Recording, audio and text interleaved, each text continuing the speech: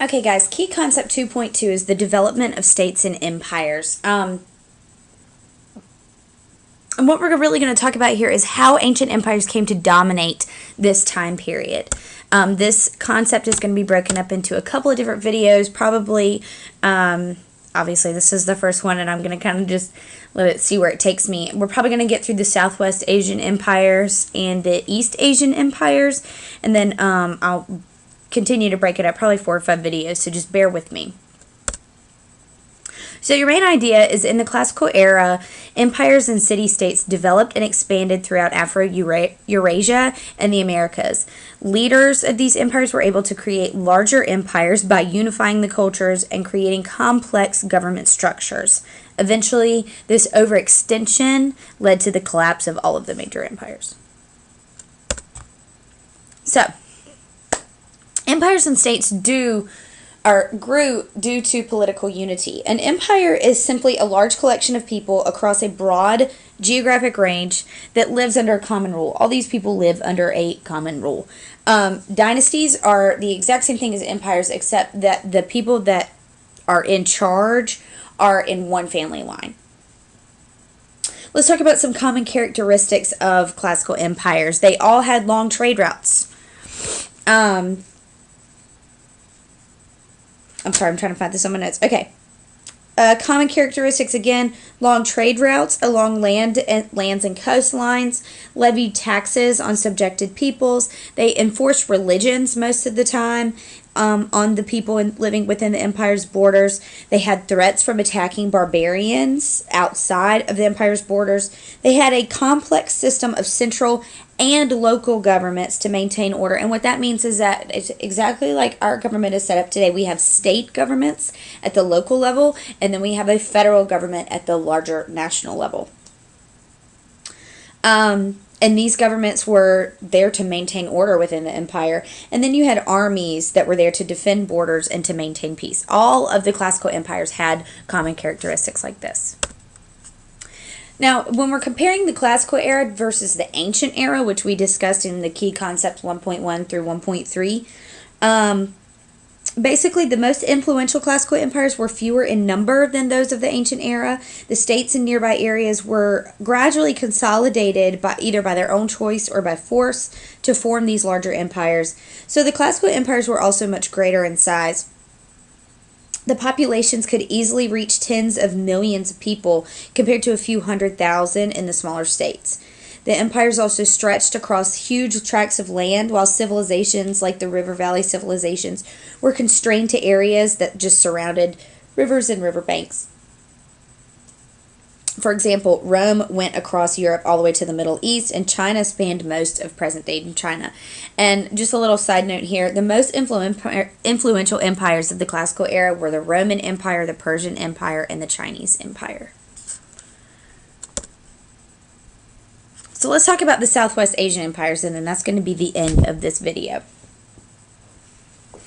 Ancient Persia was centered in present-day Iran, and people first migrated to this area around 1000 BCE, and they established a number of smaller kingdoms. Around 550 BCE, the Persian king Cyrus began to conquer neighboring kingdoms, and by 539 BC, he controlled an empire that extended around 2,000 miles from the Indus River to Anatolia, which is present-day Turkey. And I'm going to show you a map in just a second. Cyrus's legacy is the method of his rule. Unlike most conquerors of this period, Cyrus honored local customs and religions of the conquered people. He ended the Babylonian captivity of the Jews and allowed them to return to Jerusalem in 538 to rebuild their city and temple. The Persian Emperor Darius, whose rule began in 522 BCE, is noted for his administrative genius.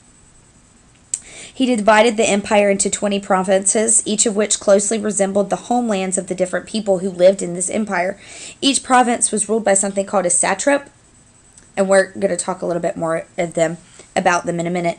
And these people allowed the people under their jurisdiction to practice their own religion, speak their own language, and follow their own laws. So basically what I'm telling you is that Cyrus and Darius were really great rulers. I mean, they were, if you were going to be a conquered people, being conquered by one of these two guys really wouldn't have been that bad. You could still practice your own religion and acknowledge your own traditional customs, etc., etc.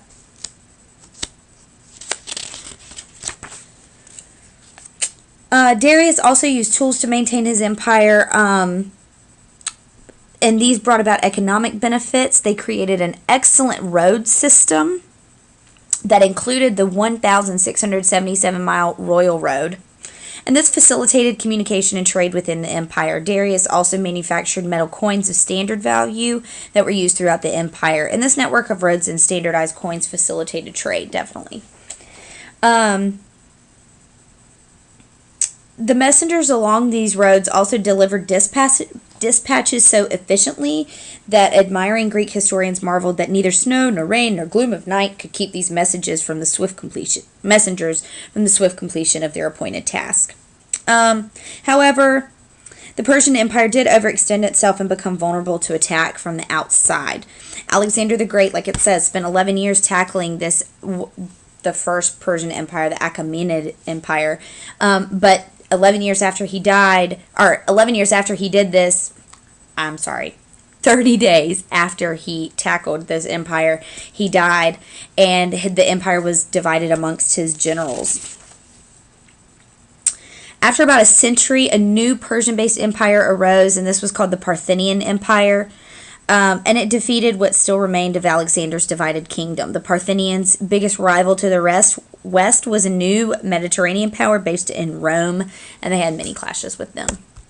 So this top map right here is your Achaemenid Empire. It was the larger of the two Persian empires, and then of course they're conquered by Alexander the Great, and then the empire was split up, and when a new Persian Empire conquered this really weak system that Alexander the Great had kind of left, the Parthian Empire arose, and you can see it's much smaller than it was. And I'm going to stop right there for video 1.